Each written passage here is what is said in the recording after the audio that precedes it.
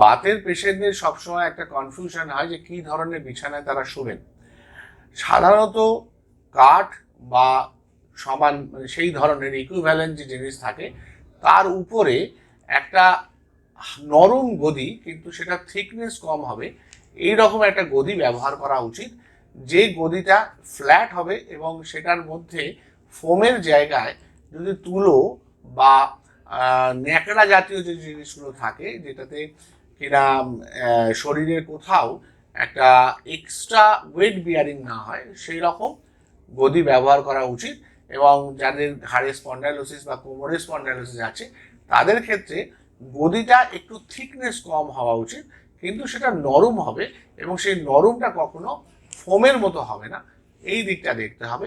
বড় গদি, বেশি নরম গদি, একদম বসলে ঢুকে যাচ্ছে, সেই গদিগুলোকে অ্যাভয়েড করা উচিত।